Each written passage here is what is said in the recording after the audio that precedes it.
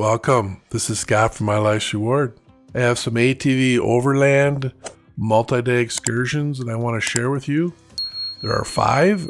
I actually did 4 of these and looking to do the one remaining.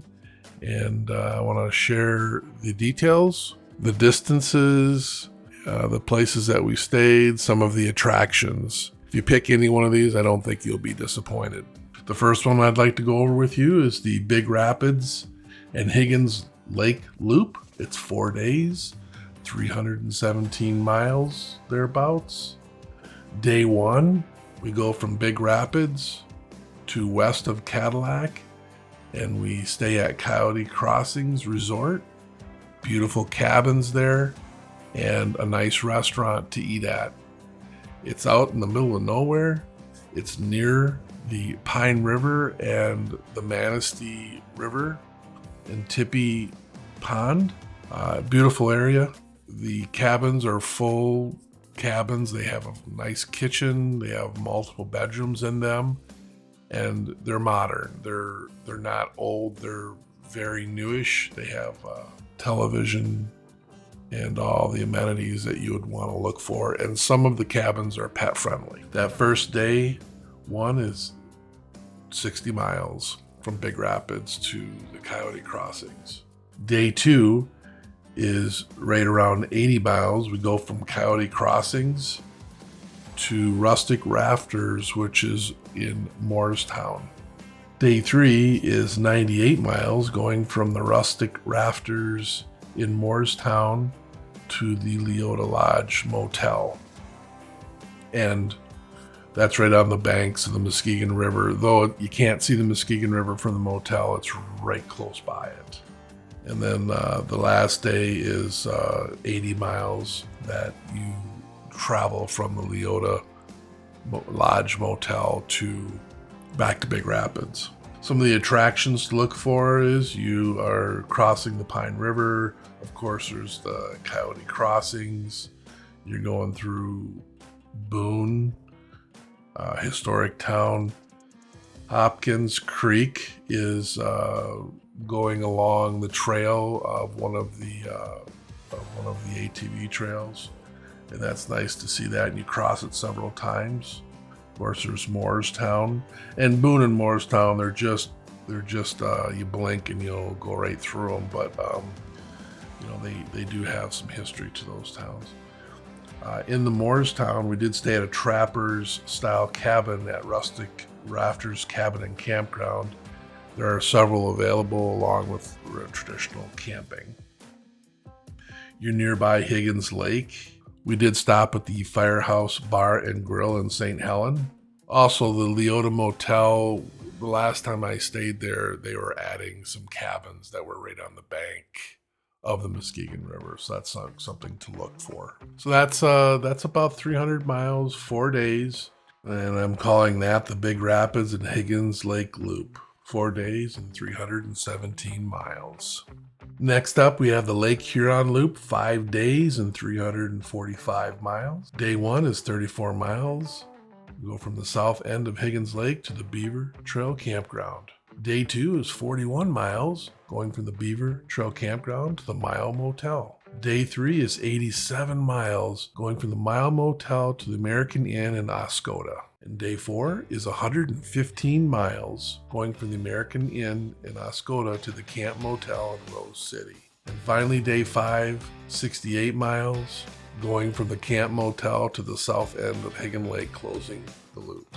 The attractions, we're in close proximity to Higgins Lake and the state parks. We're going through St. Helen, which is an experimental motorsports area where they made a lot of amenities in the ATV park area. It's not just ATV, it's ORV, it's Jeeps, and they have all kinds of different things. I have a video on St. Helen that you can actually see some of the amenities there. Staying overnight at Beaver Trail Campground, they have nice showers. It's a beautiful campground. We're near and crossing the Osable River. Staying overnight in the town of Mayo at the Mayo Motel. Being able to see Bull Gap in the Bull Gap hill climb area and experiencing the actual climb. driving by Mack and Wagner lakes and the campgrounds that are on those lakes, driving through the very large pine tree forest of the Huron National Forest on our way into Oscoda, that's east of Oscoda. Just absolutely beautiful. Being able to see Lake Huron, going through the Foot Site Village that's near the ATV River, crossing the south branch of the Pine River, visiting the very, very small village town of McKinley and going to the McKinley Bar, staying overnight in Rose City, being able to eat at the Firehouse Bar and Grill in St. Helen, and then driving right by the Michigan State Firemen's Memorial. So that is the Lake Huron Loop, which is 5 days, 345 miles. That was our first ATV Overland. The third excursion I'd like to share with you is the Higgins Lake and Indian River Loop, which is 5 days and 368 miles. Day 1 is 55 miles, going from the south end of Higgins Lake to Whispering Pines Resort. That's located at Frederick, and it's right on the banks of the Manistee River. Beautiful location. They have cabins and campsites there. Day 2 is 71 miles, going from the Whispering Pines Resort to Totem Lodges in Indian River. And Totem Lodges is also an excellent place to stay if you haven't stayed there. Day 3 is 75 miles, going from Totem Lodges to Atlanta River's Cabin in Atlanta, Michigan. That's on the banks of the Thunder Bay River. The cabin's right not directly on the bank, but the Thunder Bay River is right there on the campground. Day 4 is 92 miles, going from the Atlanta River Cabins to the Camp Motel, which is in Rose City. Day number 5, 75 miles, going from the Camp Motel to the south end of Higgins Lake, closing the loop. And some of the attractions to look for, of course, are the Higgins Lake and the state park, the multiple state parks. Staying overnight in the Manistee River, on the banks of the Manistee River, being able to see it right from your door. Crossing the North Branch Boyne River, spending the night in Indian River, and crossing the Sturgeon, Pigeon, and Black Rivers. Staying overnight on the Thunder Bay River, crossing the South Branch of the ATV River and the Cut River. And of course, experiencing the Huron National Forest. So that is the Higgins Lake and Indian River Loop excursion. 5 days, 368 miles. Next up, we have the Western UP and Keweenaw Peninsula Loop, 5 days, 448 miles. Here we go, day 1. Now, these are going to be longer miles than you're used to hearing from the previous examples, but just keep in mind that the trails and the routes are rails to trails type of thing, and they're pretty wide. They're easy to ride on, so you can rack a lot of miles up. Day 1 is 118 miles, going from Iron River to Scott Superior Inn and Cabins, which is located in Ontonagon, Michigan. Day 2 is 117 miles, going from Scott Superior Inn and Cabins to the Minnetonka Resort in Copper Harbor. Day 3 is 100 miles, going from the Minnetonka Resort to the Parkview Lodge and Grill in Tavola, Michigan. Day number 4 is 93 miles, going from the Parkview Lodge and Grill to the Dancing Eagles Hotel and Watersmeet. And then day 5 is just under 40 miles, going from the Dancing Eagles Hotel to Iron River, closing the loop. The attractions, we've got the South Branch of the Iron River, the North Branch of the Paint River, lots of lakes, seeing the Lower Dam Lake, the East Branch of the Ontonagon River, visiting Mass City and the Mass City Bluffs, going over the bridges of the Firesteel River branches, just magnificent views, seeing Wyandotte Falls, experiencing the Portage Canal, crossing the Portage Canal using the Portage Bridge, going from Houghton to Hancock, traveling through Calumet, potentially looking at the Calumet Brewery ruins, traveling through Mohawk, visiting the historic Copper Harbor town. Ignace Falls is nearby, visiting the NASA rocket launch site, which we did do, and the High Rock Bay camping area, which we also visited. Traveling over the south branch of the Okanagan River, seeing Agate Falls, visiting Bruce Crossing, seeing the Bond Falls, visiting the Paulding Lights area, traveling to Watersmeet, crossing over the middle branch of the Okanagan River and the Tamarack River, and lastly the south branch Paint River. Lots to see up in the UP. That is the western UP and Keweenaw Peninsula Loop, 5 days and about 450 miles. The one excursion that I have not done that I plan to do, not sure it'll be this year, next year, but it's going from St. Ignace to Drummond Island.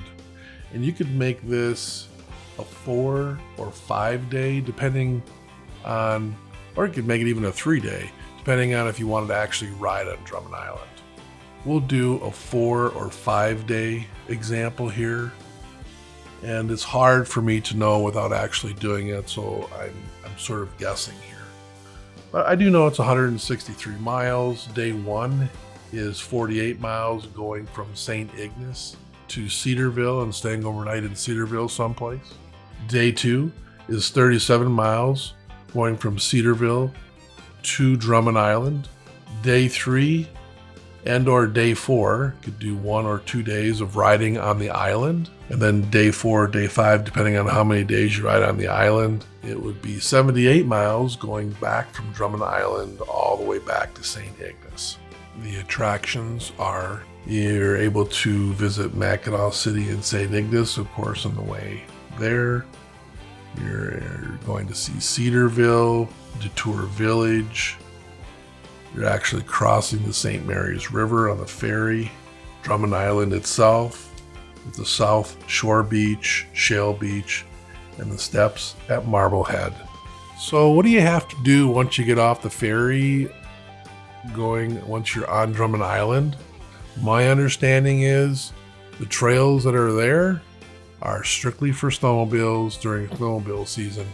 And there's a quarry that is right there, and you have to use those roads, and those roads are being used by the trucks. So they're not allowing any sort of ATV traffic from going off the ferry to the actual crossroads where the community is, mostly at the 4-way stop at Drummond Island where all the businesses are.